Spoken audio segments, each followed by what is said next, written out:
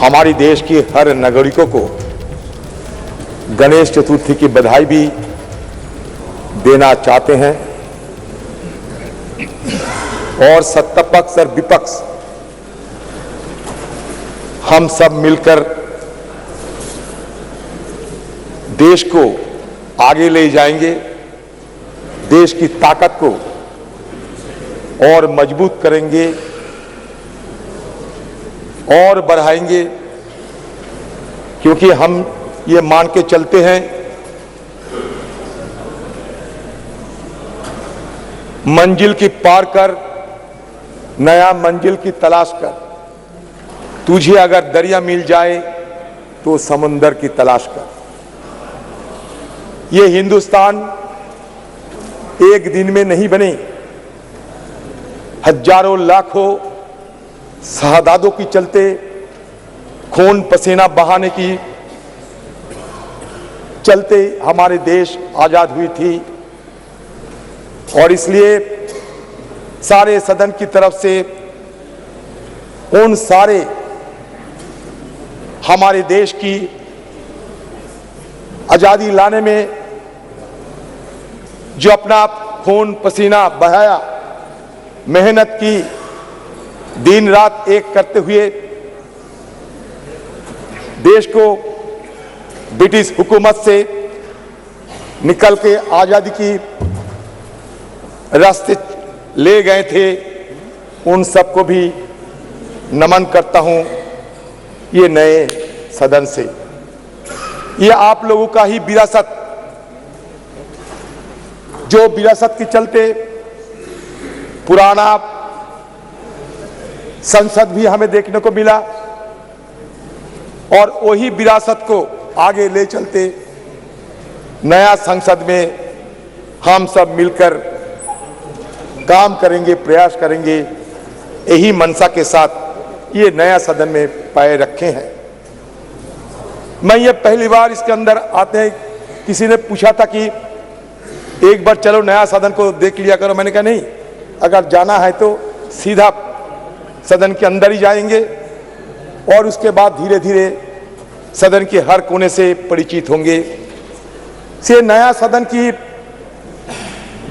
ये कल्पना ये नहीं है सर। हमारे पूर्व लोकसभा की सांसद श्रीमती मीरा कुमार जी, उन्होंने पहले ये मुद्दा उठाई थी।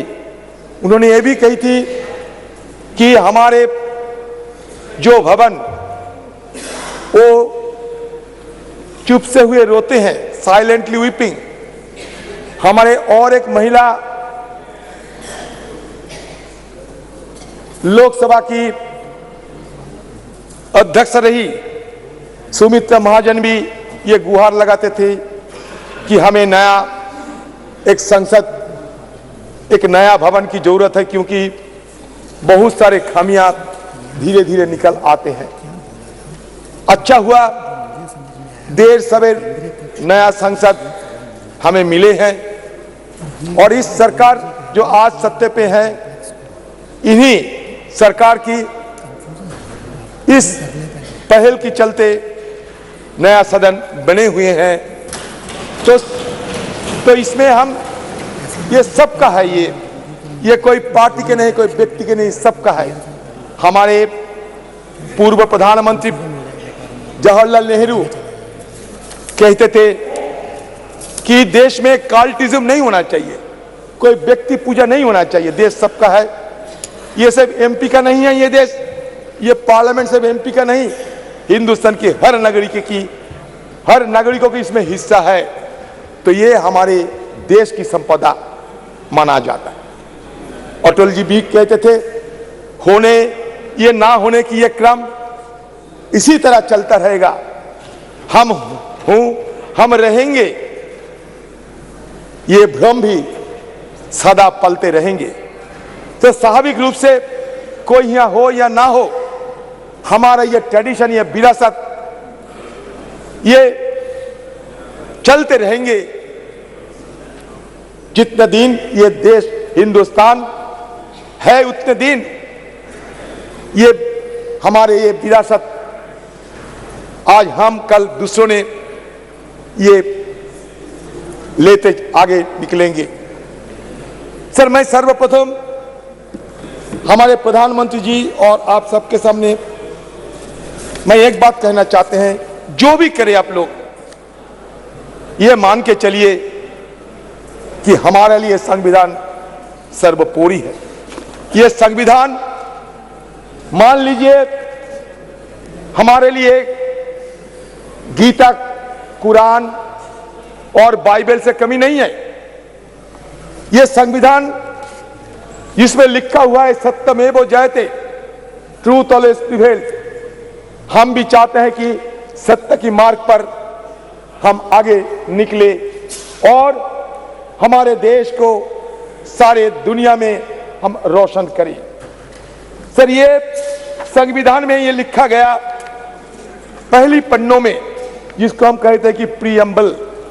ये प्रीएम्बल में ये लिखा गया, we the people of India, we the people of India having solemnly resolved to constitute India into a sovereign democratic republic and to secure to all its citizens.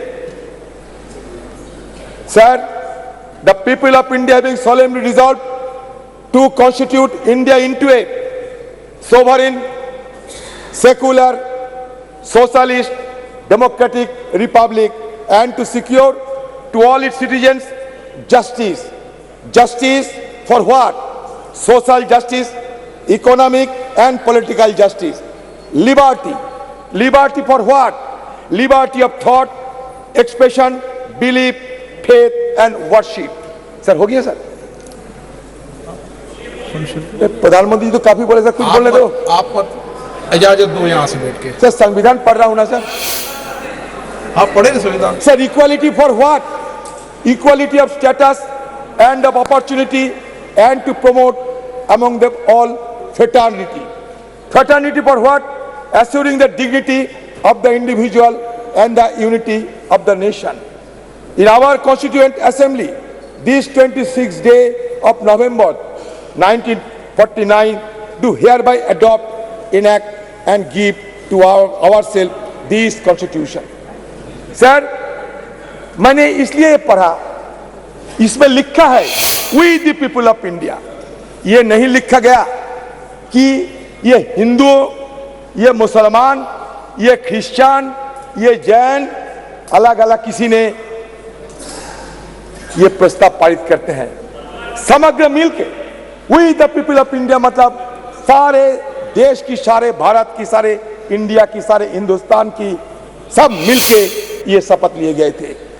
Sir, हमारे आर्टिकल 395 आर्टिकल इसमें शामिल किए गए थे।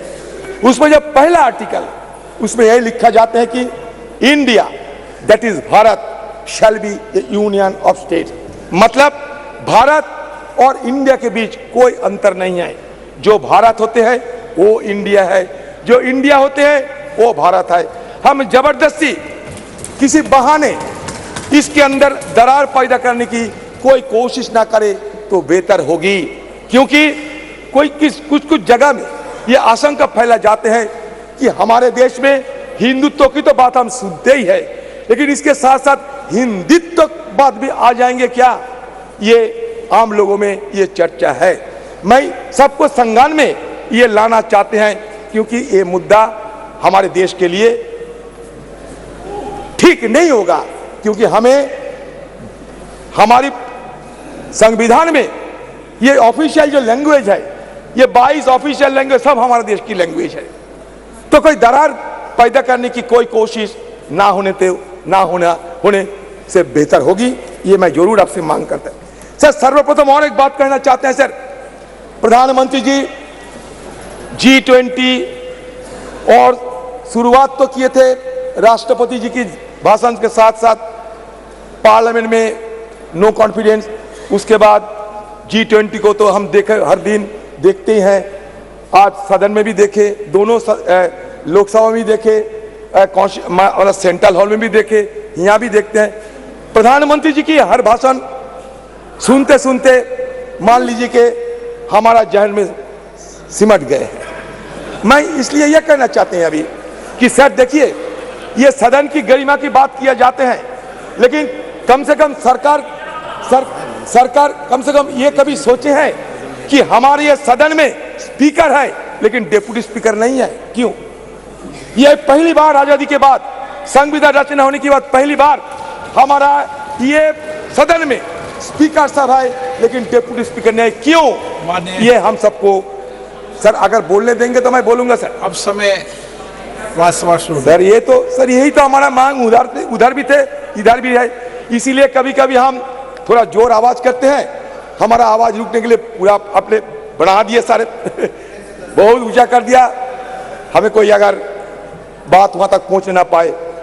Sir मैं ये कहना चाहते जो आरक्षण की बात हमारे प्रधानमंत्री जी अभी अभी कहे हैं, मैं ये कहना चाहते कि महिला आरक्षण 1989 में जब राजीव जी प्रधानमंत्री थे तब स्थानीय निकायों के चुनाव में उन्होंने 1/3 आरक्षण महिलाओं के लिए सुनिश्चित किया था।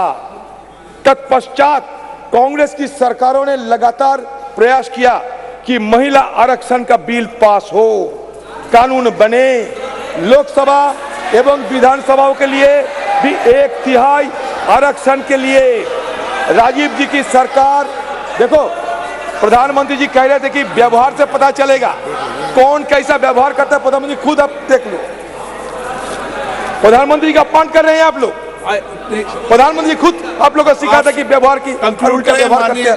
सर हो गया, राजीव जी की सरकार, नरसिम्हा राव जी की सरकार, फिर डॉक्टर मनमोहन जी की सरकार, अलग अलग सरकारों ने अलग अलग समय पर अपनी हैसियत के अनुसार उसको पास कराने की प्रयास किया। कभी राज्यसभा में पास होता था, लोकसभा में नहीं होता था, कभी लोकसभा में होता था, राज्यसभा में गिर जाता था। डॉक्टर मनमोहन सिंह की सरकार के वक्त जो ये बिल आया वो आज तक जीवित है, राज्यसभा में पास हुआ है। हमारी CWC कांग्रेस कार्य समिति की बैठक में जो रेजोल्यूशन पास हुआ, प्रस्ताव पारित हुआ, उसमें ये मांग की गई है कि ये जो आने वाले विशेष सत्र है उसमें महिला आरक्षण की उस बिल को पास किया जाए, पारित किया जाए। ये बहुत महत्वपूर्ण है, ऐतिहासिक है।